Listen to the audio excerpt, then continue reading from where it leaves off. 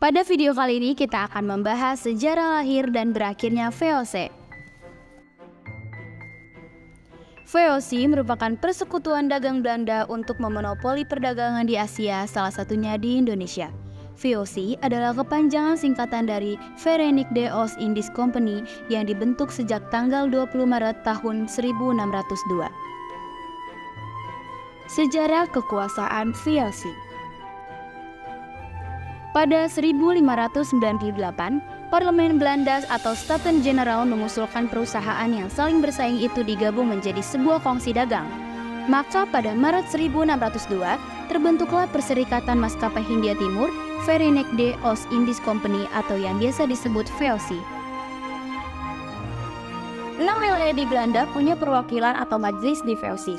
Setiap majelis punya sejumlah direktur. Jumlah direktur ada 17 dan disebut sebagai die Heren 17 atau tuan-tuan 17.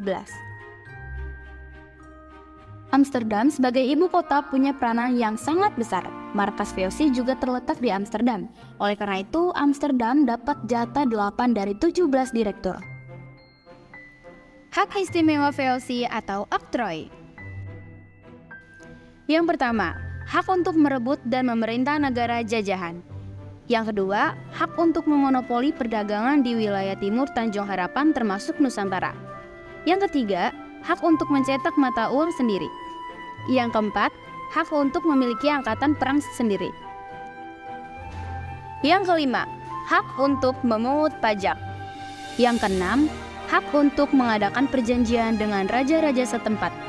Yang ketujuh, hak untuk menyatakan perang dan membuat perjanjian damai. Yang kedelapan, hak untuk mengangkat dan memberhentikan pegawai. Pembangunan markas VOC. Mulai tahun 1610, kegiatan Belanda di Asia dikendalikan oleh Gubernur Jenderal.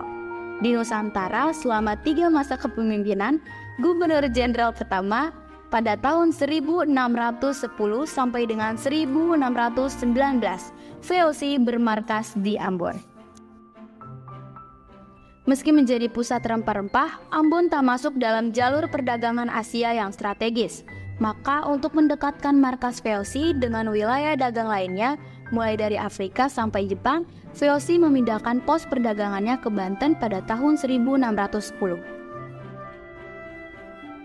Di timur Banten, Pangeran Wijayakrama menyambut perdagangan VOC dan para perdagangan dari belahan dunia lain.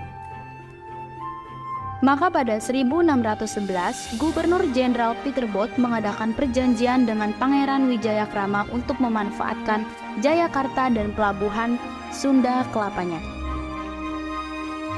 Tak sampai di situ, pada tahun 1618, markas VOC juga dipindahkan dari Ambon ke Batavia oleh Gubernur keempat VOC atau lebih dikenal dengan Jan Pieter Zoenkon, dikarenakan jarak Ambon jauh dari jalur perdagangan.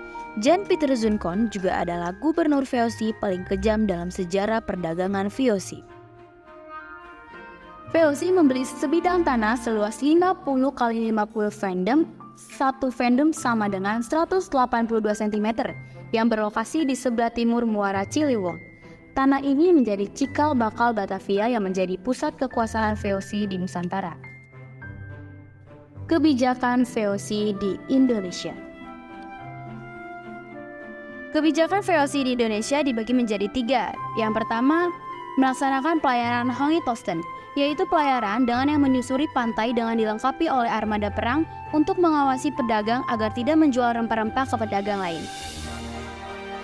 Yang kedua, menebang tanaman rempah-rempah milik penduduk agar produksi rempah-rempah tidak berlebihan. Yang terakhir, mewajibkan rakyat Indonesia untuk membayar pajak kepada VOC berupa hasil bumi. Penyebab kemunduran VOC di Indonesia dibagi menjadi 3. Yang pertama, praktik korupsi yang merajalela. Hal ini terjadi karena banyaknya praktik korupsi yang dilakukan oleh pegawai VOC. Selain itu, besarnya dana perang yang dibutuhkan untuk melawan perjuangan masyarakat Indonesia juga menjadi salah satu penyebab utama keruntuhan VOC. Lanjut yang kedua, munculnya pesaing baru. VOC harus berhadapan dengan banyak pesaing baru seperti East Indian Company atau IAC, dan kongsi lainnya. Hal ini membuat VOC kesulitan untuk mempertahankan ekstensi dan kekuasaannya di wilayah Indonesia yang sangat luas. Yang terakhir, penyebab kemunduran VOC yaitu perubahan sistem politik. Sistem monopoli yang digunakan VOC atau Verenigde de Oost-Indisch Company ternyata sudah tak sesuai dengan keadaan Hindia Belanda kala itu.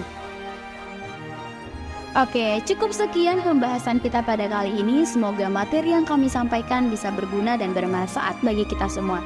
Kami tutup. Wassalamualaikum warahmatullahi wabarakatuh.